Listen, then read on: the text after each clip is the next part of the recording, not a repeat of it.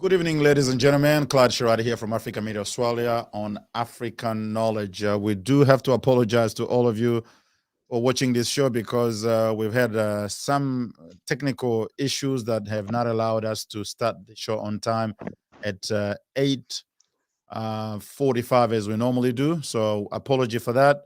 And we'll try to avoid any such things in the future. But as you know, sometimes technology has its own mind, and it's very difficult to do anything when technology doesn't want to work. All right, tonight I will be speaking to Dr. William Abur on a book that he has published, which is about settlement experiences of the Sudanese Australians. And I am very pleased, Dr. William Abur. Thank you for your time to African Knowledge. How are you tonight?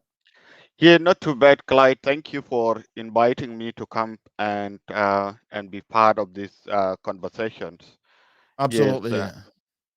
Absolutely. Thank you again. So, we're talking about a book that you wrote recently. Tell us about what the book is about. I know the title of it, which has to do with new life and new challenges and opportunities and settlement experiences of South Sudanese Australians. So, tell us a little bit about what led you to write the book.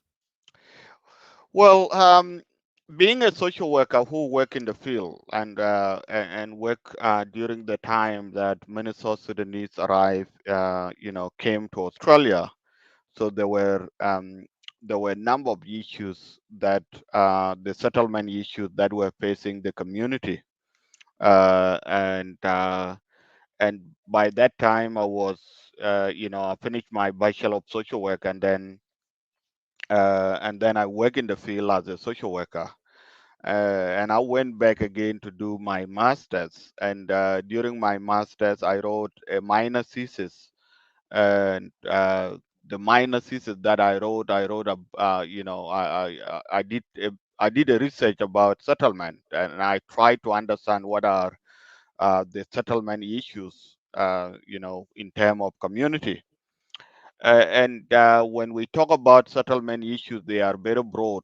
Whether we talk about education, we talk about employment, we talk about housing, we talk about understanding the system, the system in a new country, Mm, whether the health system or the government system generally. So we're very challenging, and also including the language itself. So understanding the language, in a new country, and being an African person, that even if some of us came with a basic English background, we were still having some issues in terms of accents. You know that every country got their own accent. If you go to America now, you will it will take you a bit of time to settle to understand how they call their local slangs, in the area, and the same mm, with UK. mm, So so that was that was what from me to write, to do research, and then I move on with that, uh, after I completed my masters and with the minor thesis. So it was, the assessors came with a very good recommendations, that led me to go for PhD. So my PhD, I look at it was, the umbrella was settlement, but I look at the strategies. What are the strategies that can help the community to mm, settle? And then I break those. There were two strategies that I choose to focus on, because I can't, there's no way that you can look at all different strategies. So mm, I choose two strategies. One strategy is employment. So I look at the employment, and I said, okay, employment could be the benefit for adult, for example, the adult that want to go to the workforce. They may gain their social capital through employment. So I look at the social capital, and I said, okay, employment will provide a good opportunity, building your social network, social capital, in terms of if you are working, if you are in the field. And then I look at the sport for some reason. So I choose a sport for young people. And I said, okay, what about young people who are engaged in a sport? Are they really getting a good connection with the mainstream? Are they well connected with Australian community? Are they being supported well? And my finding came out that young people who are engaged in sport are in a better position compared to those who are not either engaged, Mm, with their own communities, mm, or either engaged with their own families. And I call them, those group, those young people, I call them, they form their own small community. And these are the group of people, group of young people, you could find them at the park, drinking at the park, having a lot of social issues with a lot of issues with the police or law, and having a lot of issues with their own families and community as well. So they feel like they are being rejected. They don't belong to the mainstream. They don't belong to the South Sudanese. They don't belong, they are like they are lost. So except maybe their own community, they form their own, whatever group of five of them or more than that. They you could find them sitting at the park and drinking, and that is how they socialize, and I call it, that is their own, their small community. So that what led me to write a book after I completed my PhD. So I look at the result from my PhD, and then I said, well, there are some good, yes, there are there are challenges, and there are also some good opportunities here.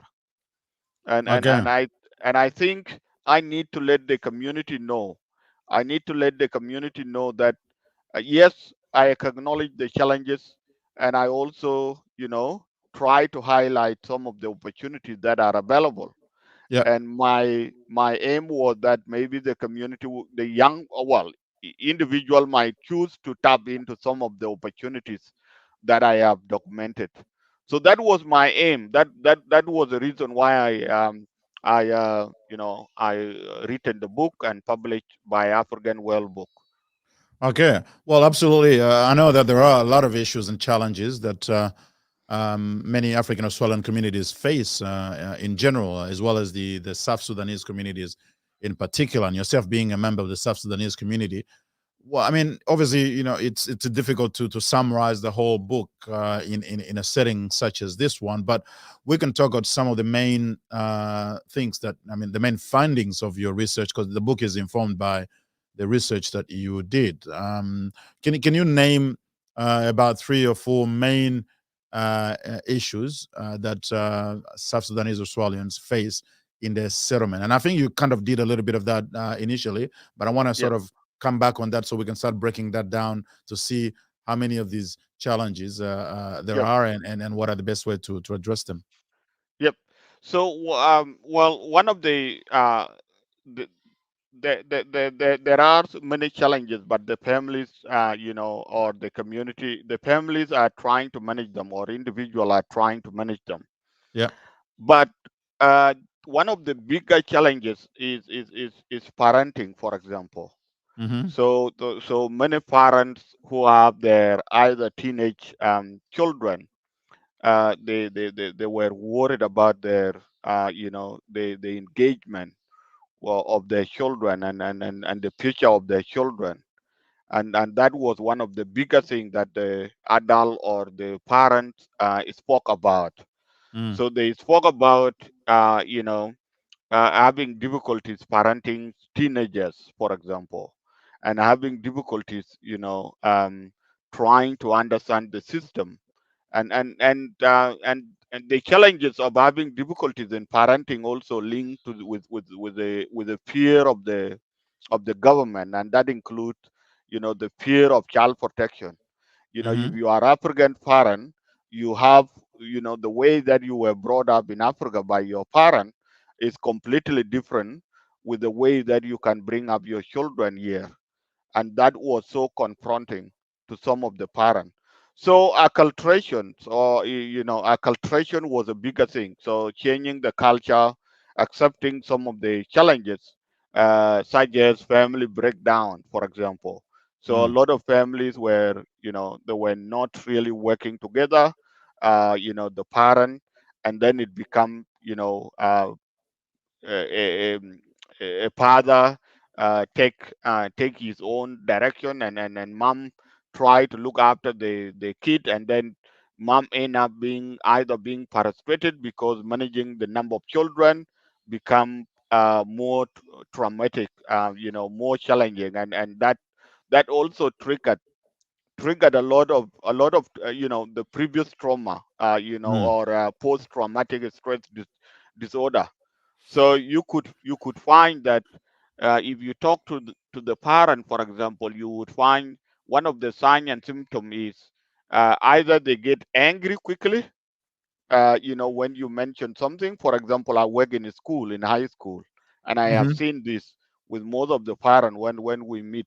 So either they get angry and then they lead into crying easily, when you say, oh, your son or daughter is not settling, and this is the issue that is, and when they come to the meeting, they are frustrated, they cry. That's a sign, and then they get angry, and then they burst out either to, to their own children. They project that trauma to their own children, Mhm. or they project it to the workers, either the workers that are working with them. That's the challenges. And then the employment sector, unemployment become one of the bigger issue as well that people talk about, that people that want to get into a workforce and work, and for them to be able to establish themselves, because workforce give you, uh, a better, three main capital, for example, if you like. So Mm. financial capital, you could gain from work, from employment, because your money being paid, and you can use that money, that can give you that capital. And then you could also have a social capital by being connected with your colleagues in the workforce. That Mhm. is a benefit. That's a social capital. Your network is more in a better position compared to those who are not working. So your social capital there is is in a better position. And then you also get a psychological capital, because when you have these two, you have financial capital and you have social capital, then your psychological capital is more likely to be in a strong position, because you would find yourself, yes, I got little of, getting a little of my income here. I also have network, people that can engage with me. I can socialize, I can go and talk to. So, and then my psychological welfare, is in a good shape compared Mm. to somebody who is not. So that, and then there is also, people talk about racism, and discriminations, and that is in a number of places, such as in education sector, in housing, in employment sector, in even in um, in a community on the street. You would Mm. find by that time, when there were no too many black people, so some people were really allergic, to see some of the black faces around. So you would find people reacting, differently, either provoking you or teasing you or whatever, Mm. comment that, they could make a joke comment about you, and those joke comment, are part of the, stereotyping, are part of the discriminations. And thank God, even Australia is a very highly well prepared with law and all that. uh, it is a bit subsiding, Mhm. because they know that the community now knows, compared to those previous time. So I would say it's a bit subsiding, the issue of racism, because they know that people community pick up being, there are some well educated in the community. They do have their lawyers. They do have, there's a lot of emerging lawyers at the moment, uh, and people that speak up as well. Like African media is one of the platforms that also challenge some of the negative stereotypes. So those people back up. It has helped the community a lot. Clyde, what you are doing, you may be taking it for granted, for example, but there are people that are watching that could say, "Wow, these guys, they know what they are doing now. If they know they're right, they know Mhm. if I cannot mark around with them, they can easily challenge me back." So people do Absolutely. know. Absolutely, that is correct. And I know, for example, a few years back, even the actual reporting of Africans in the media, the way it was, 10 years, 15 years back, has actually changed significantly, including some incident that we had to manage. And I'm sure you remember that with the Yep, the reporting of crime statistics yep, with Victoria Police and all that, where we actually really challenge the reporting in the media, as well as the way the Victoria Police was managing the whole thing. And subsequent to that, there have been a number of changes that we actually notice nowadays, even though the reporting is still quite biased, yeah, but it's not as in your face type of racism as it used to be. yeah. Do you agree? It is now what we call subtle whatever subtle racism. That is Racism. that is what is happening now, Yeah. and also bit of systemic racism with the institution. But otherwise, the open ones is a bit being people are very cautious, and especially people who are you know in the offices in a high level of that engage with the community, such as, let's say, police, Victoria Police, for example, or whatever. They Mhm. know now. They know if they can make any silly comments, it Yeah. can easily be picked up, and Yeah. it can Absolutely. and it can bite them back. So they people are aware. Yeah, it can come back, and it will be hard to explain it back. I mean, to Yeah. justify it, because Absolutely. one of the Uh, things that in the Western world, media media is a big thing, that is a big fear with for the politician or the society, and media play a very big role. They can either promote you or they can bring you down. That's uh, how it is. So Absolutely. people do fear about media. Exactly, and that's good. Now, getting back to settlement, do you think part of the issues that we're seeing in terms of how communities are settling in Australia is also linked to the way families are prepared before they come into Australia? Good, Do you think there is good. some work on that? Yes, good question. If I were to, let's say there is a settlement program going on in Africa, or in those camp, for example, in Africa, or in other part of the world.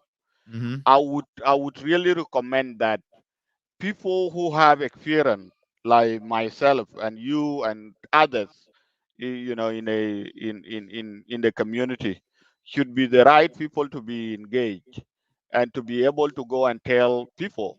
I remember when I was accepted to come for a resettlement in Australia, the orientation that I went through, it was talking about a state, for example. you know how many state in Australia, who is the prime minister. You know those So those very, were the those were the big those were the big things that they were telling. They were, we talk asking. about, yes, asking. We talk about kangaroo, for example, but we did not talk about the serious issues, Yeah, the yeah, issues that the family need to know. And absolutely. those issues, I think people need to be told that you got to prepare yourself. Yes, there are opportunities. Yes, there are challenges. You got to be ready for those. You got to prepare yourself to know how to deal with them. So people were not prepared psychologically to Mm. deal with some of the challenges. Absolutely. And once people come in here, do you think the whole process of welcoming families and walking them through the whole system so they understand what how the system is and how they can navigate it, do you see any issues in the way that is done, or do you think the system right now is working well enough? Well, look, during those days, although there were few things that were good in terms of, if you come, they can either locate you the settlement worker, and Hmm. settlement worker can either assist you, for example, with looking for the accommodation for their housing, Hmm. or enrolling children at the school. If you have young children, for example, to be enrolled at the school, that's good. That's a part of the settlement package or the settlement workers that they can do that. But I also think that there is, you know, uh, the settlement agencies were only competing on the benefit that they are getting from the newly arrived, because there's a funding, there's a huge funding that is given to the Hmm. agency, for agency to be able to support those people within the period of 5 years, or whatever between. But I think more work need to be done, uh, to ensure that families and individuals are, supported, are Hmm. empowered. I think empowerment is a bigger thing, but the empowerment, and was done in a wrong way. What do you The mean? way, oh, well, if you look at when, okay, l- it's sad for me to say this on the media, but that's true. So if you look at how many families, uh, African families, that when they arrive, okay, Hmm. the relationship, the family breakdown. How many of them? There's a lot of them. A lot of them. Why Yes. would they? Why would it become a problem in a country where it is peaceful, where everybody, there is no gun, there is no, uh, I mean, people are not running, and during the time that there was no food, there were a lot of difficulties. They were, they were really together. They were really working very well. Mm. So why would it be like that? So that's a question. But there was also the reason is there were wrong messages that were preached, to both, to the, to the families, and Mm. wrong messages were either, favoring, either against the male or favoring the female, to say, well, don't let this guy, uh, don't let this guy giving you a hard time. This is not Africa. Yeah, and I think I, and I'm not saying this, being whatever, that, I'm not. People may need to understand that I'm a social worker. I work in a community sector, and yeah, I'm not a gender person. That, I know that some people are going to say he's saying this because he's a male. I that's teach right. I teach I teach what we call feminist, perspective, and anti-oppressive, theory, or feminist theory in social work. So I know what Yeah, I'm talking about. absolutely. I do agree that this relationship between man and woman, husband and wife in the family within African Australian communities, the managing of that relationship has been one of the key factors of family breakdown and all the disruptions and dislocations that we've noticed in the community, because it is actually a big shift from Africa, where man usually is the one who brings the bacon at home. He's got some level of authority that women usually are not able to challenge, and women, even though a lot of them are employed, but a lot Yep. of them also don't get employment, so they rely financially on the man. So when you come to here in Australia, it's completely different. Now, the fact that people are not well prepared enough for that shift, I think that has significant impact in family harmony and advancement. Do you agree? Yes, indeed. If I were to divide the the family, for example, a newly arrived family, so I would say, and they have children, I would say, okay, your main goal is to ensure that you know you look after your children, you look after yourself, and of course, by looking after yourself and your children, is to work in partnership, is to work collectively. So there's no, don't accept the division that may come in. So the division can either be caused by the close relative, for example, or it can either be caused by uh, you know by the workers who are not they uh, during the time that when there was a huge it's very interesting, when there was a huge family breakdown, there Mm-hmm. was also a huge funding coming in, because Yeah, those stories go to the government, for example, yeah. to the policy makers, and said, look, this is what is happening to this community, so we need more money to be able to support them. and then And and then no, yep. go ahead. Go ahead. Finish. I just want to make a quick point after that. Go ahead. Yeah, so that's a game. It become a game that say, oh well, look, this is what is happening. Family breakdown, this and that and that. Well, if you give us more money, we can be able to support them, and then you government will be free. So you don't need to Absolutely. worry about this. You will not be embarrassed. So give me money, I go and do the work. Yeah, and we've seen that a lot of times the money that is brought in to try to resolve the problem actually end up creating more problem.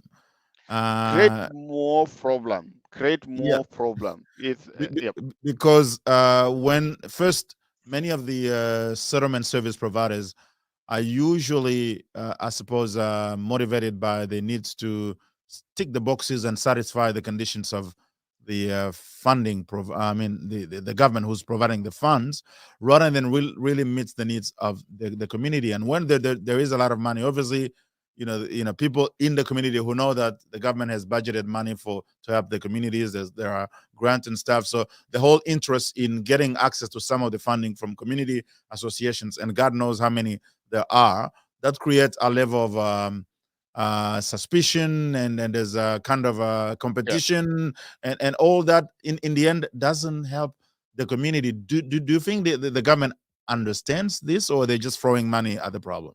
No, the government don't fully understand.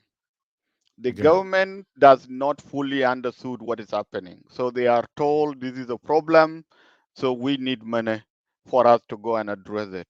And then the government, is in a panicking mood. So they don't want to be embarrassed. Yeah. So what they do, they just give the money and say, okay, here is the money. Go and do good work. And these guys are very funny. They are they are a bit dodgy.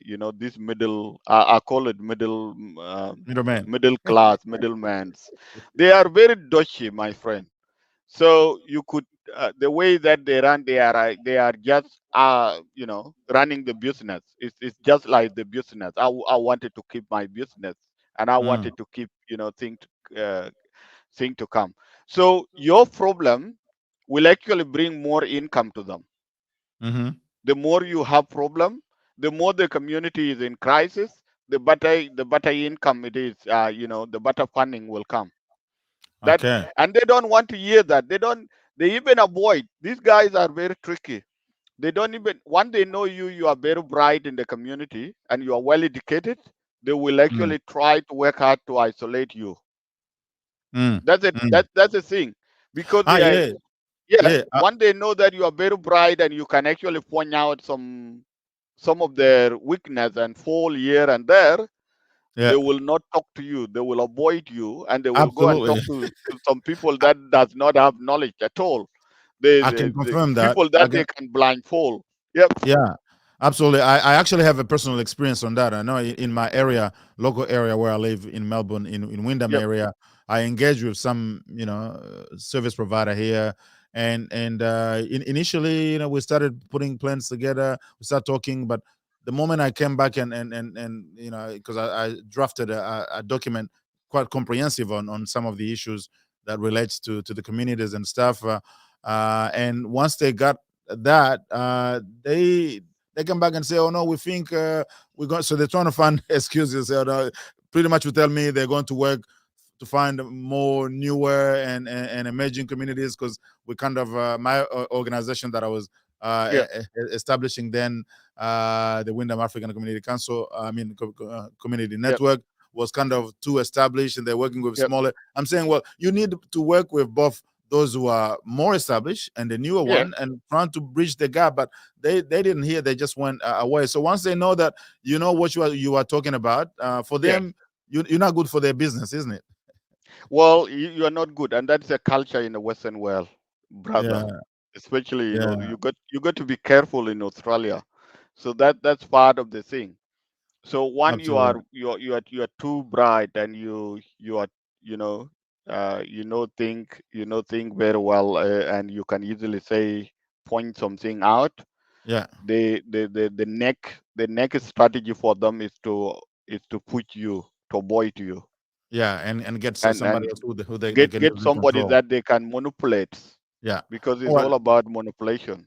Let me remind those watching that you're watching African Knowledge here at Africa Media Australia, and I'm talking to Dr. William Abur, who is a university lecturer, also a social worker who has a lot of experience, and who's written a book in relation to the settlement of South Sudanese communities here in Australia. So we're talking about some of the issues that relates to that whole question of settling people coming to Australia, especially those from forced migration background, those who leave their original countries due to war and other events that prevent them from staying, as opposed to those who may come to Australia as professionals or on other sort of settings where they don't need a lot of help. So, Dr. William, and let me actually go to some of the comments I can see here from people watching. We got OG who we want to say thank you to for being quite active and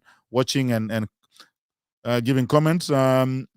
And also we have Kitui Arab Sanet.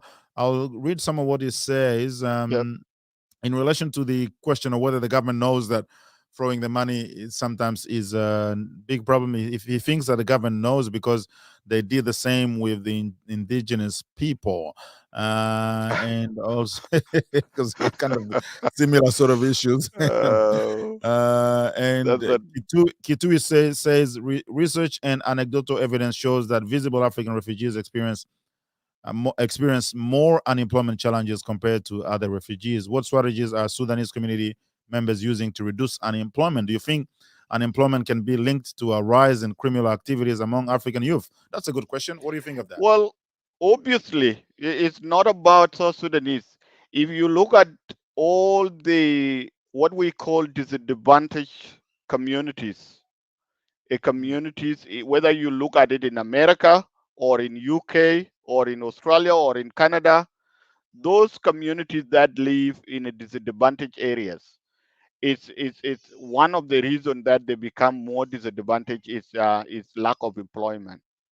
So Mm, unemployment, and when there is unemployment, then there is a high level of criminal activities or mm-hmm, antisocial behaviors.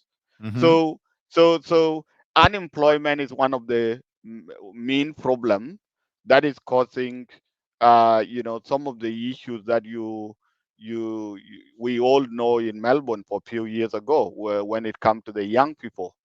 mm, Because if the parents are employed, the parents are bringing income, they can be able to manage their kid, they can be able to take their kid out, they can be able to give them what the kid want. But those parents who are not employed, they are not able to to register their kid, for example, in a sport, the local sport activities. They are not able to to pay the club, the fees for the club. and that's where the problem is. And then children, then when they become teenagers, they find their own way. Mm, So you cannot separate. That is part of the bigger problem, and we know this. The research, we know this from a research point of view. uh, you know all the disadvantaged population, the unemployment is one of the cause of the antisocial behaviors or criminal activities. mm, absolutely. That is indeed one of the biggest problem. But then also, I suppose there has been a number of projects that the government has initiated to trying to address that. In your experience, do you think those programs have been have been successful or effective? Over the years, we've seen quite a lot of these programs, but we don't seem to see much outcomes, at least not sufficient Look, that if there the is community will be yes, satisfied. so if there is a program that has been very beneficial for South Sudanese community, Mm, is a program that is funded recently, and I think I can't remember when it start, a few years ago, by the current Victoria government. So they set up the funding program. They call it community support program. And that community support program, there was a good funding that was given to South Sudanese, for example.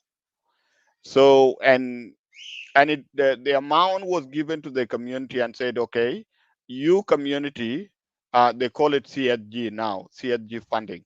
So CSG funding, the community, they form their own local reference group, hmm and then they also recruit members within the community to be the one now leading the project. So if you look at it, there are benefit from it. Those workers who are working in the program, they are from the community, so it's good for them. They got the employment, those mm, workers. And then those workers also, they know some of the close family that are also struggling, so they can easily go and identify them and try to support them. So that itself is a huge benefit. So one of the program funded by the government that I think it has been successful, in Victoria, for the South Sudanese community. There is also funding that goes to the Somalian community that I'm mm. aware of. So like Youth Active something is being led by one of the Somalian young man, young leader, and is Okay. doing a great job. So that is example of the program that I think it has helped the community, because I have been advocating to the few years ago. I was like, you can't just you know few years ago, even if you have a qualification, you are qualified, so people can just employ you as a bridging, a community liaison, or a bridging between the community and the agency. And of course, you are doing big work, and the payment that you are getting is not, if you are lucky to get 40, uh, you know 40, 45, or uh, then you are in a good position, Mm. to per a year. That's That right. that that was how plot how the community mm, was manipulated and was used by those Service guys that I providers. was saying. Yes, services Let, providers. let me ask this.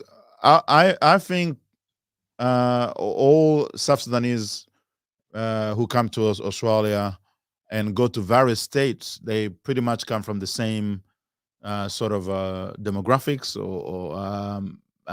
they have a lot of common things. But when you see what is happening in Australia, Melbourne has had a number of issues, including with the youth. That same problem does not appear to happen in other states. what is so different in Victoria that tend to create Yeah. some of these issues we see here and we don't see them in other states? Well, before the COVID hit Victoria badly, Yeah, Victoria was one of the livable, livable city in the world. If yeah, it was one of the best place. So people there's a high population of South Sudanese in if you in compare to Melbourne. the other state. So Okay, many people were settling in Victoria. So if you look at in Victoria, the African population is quite high, very high compared to the other state. For example, I think it is followed by Sydney and then Adelaide or whatever. yeah, So that's how people were settling. And in terms of settlement too, that there was also people were settling based on where the people, where the first settlers. I mean, your people that then you move there yeah. because you don't want to be isolated. You also That's right. you wanted a bit of support. You wanted a bit of Community connection, community yes, connection. So yes. that's how the African community in Melbourne or in Victoria, I mean, South Sudanese in Victoria, that's how they have a higher population, and because they got high population, then they got high very Okay. So you serious think you think it's really just a matter of population? That's it. There's no other factor that could be contributing to. no, Uh, because yes, because of the high population, there was a lot of influence as well.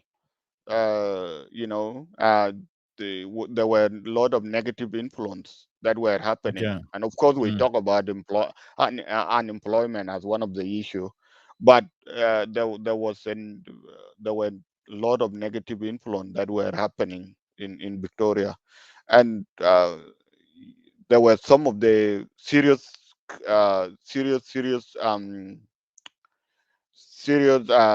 in leads in terms of crime that were also tapping on the young people, yeah, yeah. in African young people. That's They right. recruit them. You know, when there was a massive hijack of the car or car hijacks, it Yes. was not these kids that were they had no idea. They had no idea how this crime is. But there were some people behind them. Mm, There was very mm, serious criminal behind them, yeah. and Victoria And I police managed to get some, absolutely. to I track remember the police some arrested down. Yep, yep, a few crime gangs and yeah. bosses who were using the young people to, namely, break into Houses shops, and yep, shop and all that. and all that sort of thing. Okay. Got another comment from Kituyu says Australia's settlement history indicates that every refugee community that has arrived here has faced a myriad of challenges during early years after arrival. However, this tends to change, becoming better with the time. Do you see any positive settlement change in the last 20 years since South Sudanese arrived here? I think yes, the there is a bit of changes. For example, I work with asylum seekers, people that came through, in Pakistan, and during that time they were called queue jumpers, or the boat. When you remember when there were a lot of Yeah, people arriving through, the boat, so yeah, boat yeah, people. so I work with them. I used to work with them to support them, and I tell part of the thing that I share with them. I share what I know as somebody who came here, and I try to share with them some of the real issues and what they need to do, to settle and address and move on with their life. So, and I advise my community too. One of the things that I said to my community, I said, well, I think we need to make consultation with some of the previous communities that came, and I use example. I said, well, why we don't talk to the Vietnamese, for example. The Vietnamese community. Yes, it doesn't mean the Vietnamese community is clean. They do have some serious Issues issues. themselves. Hmm. Yeah, they have very serious issues themselves. But there are some also, uh, very well educated. The young people are well educated. If you look at Melbourne University, for example, their children are going there with a high score Mm. when it comes to the BCE. The uh, Victorian certificate of Exam. exam. So their Yeah. children are doing very well. So people from Asian background, so they were doing very well. And now I say to my community, I said, well, we need to pay attention to what is happening here. We need to be connected. We need to be able to talk to them. What do they do? And and you see their parent, their accent is still very poor, but their children are well educated. Mm. They are well educated. I And went out. I went to one of the graduation where a young woman graduate with a bachelor of medicine, and she become a doctor. And mom was so excited. Mom was mm, so excited, and mom, she was explaining to us. Mom talked in Vietnamese, and then this girl explained to us what the mom was doing. And she said, when they came, this woman went to the chicken factory. She worked mm, there in a chicken factory for many years, but she managed to put this girl in a school, tutoring school. mm, The girl go to school, and then Saturday weekend she pay for a tutor, for a tutoring school. mm. And the girl did very well, and went to the accepted for in Melbourne University to do medicine. And so when she was graduating, her mom was so excited, and then she explained to us. Then I said, well, she tell her now, this degree belong to you. That is That's your work. good. Yeah.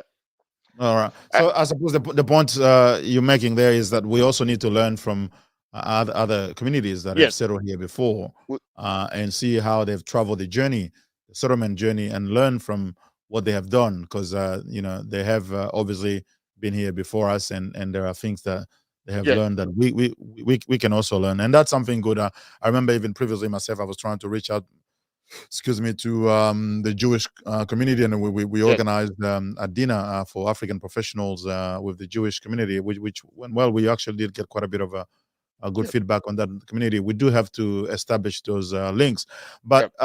getting back to the issue, obviously.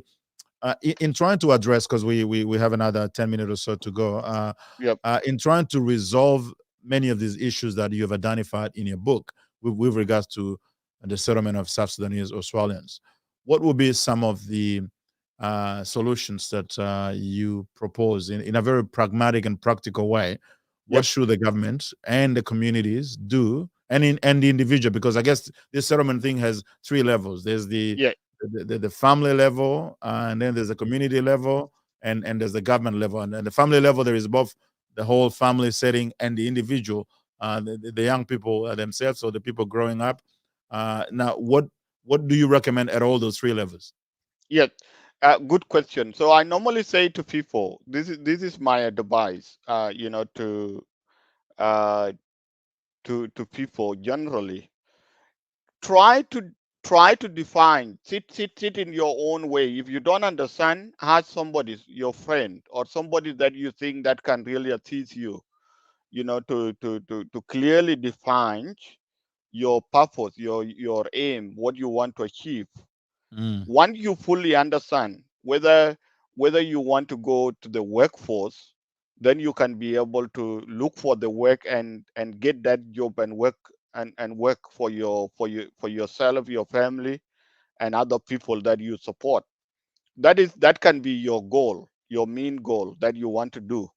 So people need to define the goal individually. If you are a mom, for example, if you are a mother, your goal could be, and you have children, your goal could be, you are raising the children. That is your main goal here.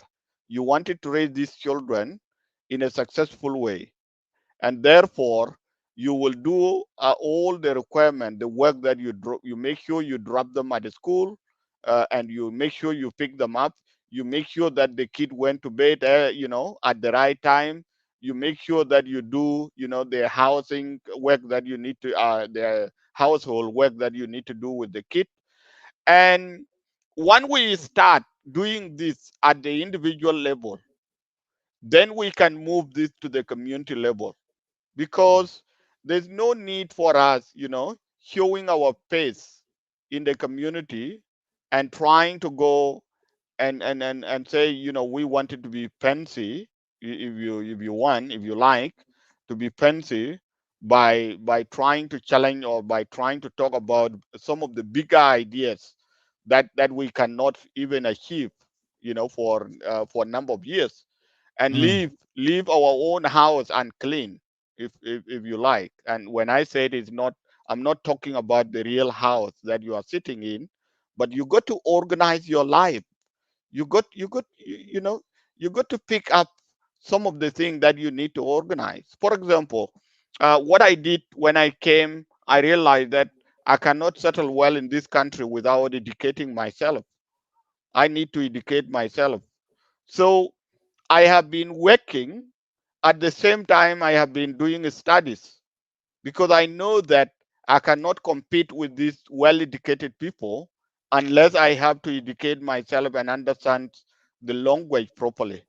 And then I can be able to compete with them. So that was one of the risks that I have taken.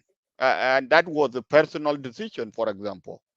Yes, I have to work, so I keep working, but I also, I have to engage in education to ensure that I educate myself, I empowered myself.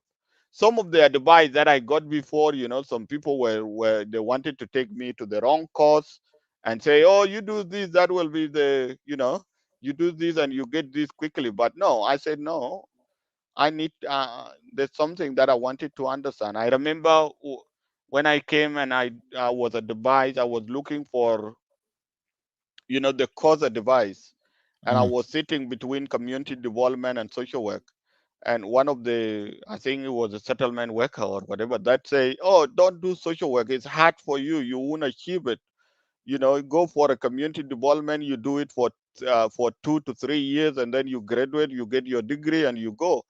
And then I said, okay, you tell me, if you have a degree in community development and you have a degree, bachelor degree in social work, if the job come, a job that require a qualification in social work, and you have a degree in community development, would you apply for it? The answer is that no, you won't. But if you have a bachelor of social work and there is a job that is being advertised that need a community development worker, you can apply for it as a social worker. You can apply for a youth work, for example, if there is a youth work position. You can apply, you can work in a hospital, you can work in a community sector, you can work with the government, for example. You can, because it's all about people, it's all about supporting, doing the right thing. Then I said, no, I'm going to challenge myself. I'm not going to take a easy road, so I will take a hard road. So those decisions are has to be made from a personal level. I mean, by the individuals, and mm. then we move it from we take it to the community, we take it to the higher level of government, for example. Okay. Well, that's very good. Obviously, there's still a lot of work that needs to be done to try and help community. I've got a last question. If you can respond in 2 minutes, because Yep. we're pretty much out of time. Yep. And it's coming from Juliet Okello, who says, there is a difference between youths that have grown up in Africa, then migrated to Australia, and the ones that have been born and grown up in Australia. And the issue is not necessarily the youths being disengaged with the community, but more that the adults don't understand why the youths are not embracing the culture. What can be done to educate the adults to find a middle ground with the youths who are westernized and may not necessarily understand their cultural background, and keep them engaged with the community and proud of their heritage? Well, one of the I was talking to somebody today about how the how we can create the dialogue between uncles, dads, and the youth. So I think there is a need for the uncle and dad to sit and listen to the young people and give them opportunity to listen to them and say, let you know, it's your day, say whatever you want to say, and we need to learn from you. And then maybe the following day or next week, it will be opportunity for young people to listen to The adult. to the adult. I think that could be that will be the way. Of course, there are two different cultures that cannot match, and each Mm. and both parties find it very difficult. They find it very complicated. But having said that, for you to be proud of your own culture, culture, or the your Heritage. background Yeah. heritage, you have to be well informed. It is not something that you can just grab. Well educated people are the ones that go back to their own culture and look at it carefully. Mm. These are people that these are smart people. So if you find somebody that go back and say, well, I need to understand where my parents were born, where dad was born, whatever that what happened to them, whatever, those people are very smart, my friend. And that is across the all the society. It's not only African community or South Sudanese, it is Mm. even the Western themselves. You know, remember those kids that are born through IVS, for example, or adopted, for Mhm. example. Smart people go back, well educated, they go back and trace even the hospital that they were born in, what happened, whether they were adopted or whether they were born, through IBS or whatever. They find it, they trace it out, the well educated people. Yeah. But non-educated people, they don't care, they just go with life anyway. They are struggling, they don't have time to deal with these issues.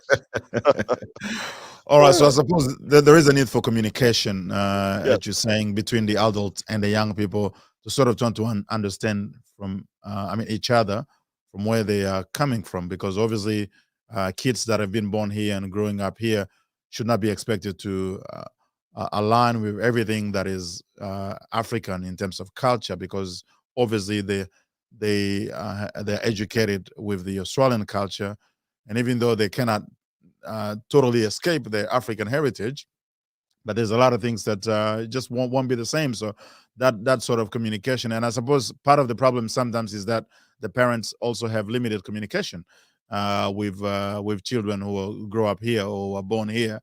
Parents may not speak good English, for example, and children who do master English, sometimes they uh, I can see in my own family where sometimes even the accent that my wife when she's speaking to the kids, they tend to they have that attitude where they know better. Yeah. They want to correct her, and therefore that gives them sort of some sort of Yeah. how do I put it, upper consideration, Reaction. and they tend to minimize what she's saying, Yeah. and I Yeah. sometimes have to intervene and say, say it's not the way it's supposed to work. So that Yeah. communication is obviously quite important, and it needs to continue be even beyond the family Yeah. settings. It should go even to school. I think schools have to also teach a little bit about the African culture, or even Yes. how African history, and then the communities have to provide opportunities for that exchange of contact and communication to happen in some sort of controlled settings, all that sort of thing. So unfortunately, I know there are so many issues in relation to settlements. Dr. William Abur will have another. We'll have a couple more shows where we'll try to dig deeper into what you've written in your books, so that I suppose that will enlighten many people in the communities, and not just in the South Sudanese communities, but even more broadly. But tonight, I want to say thank you for your time. We apologize that we start with about 15-20 minute delay because of the technical issues we're having with the system.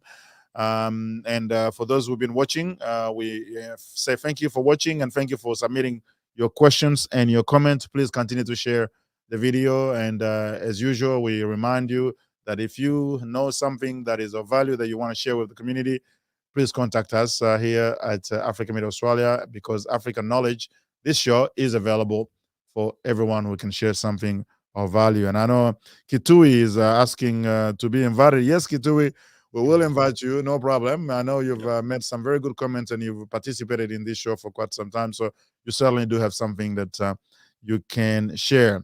All right, Dr. William, thank you again. And Thank, yep. yeah, have a good Thank night. you.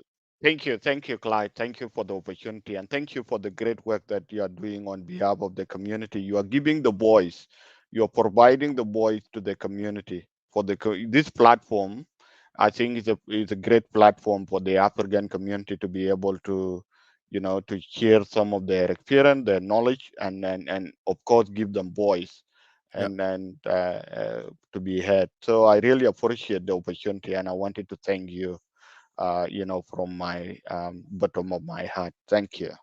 Absolutely. Thank you very much. And see you next time. Thank you. You See you. guys. Thank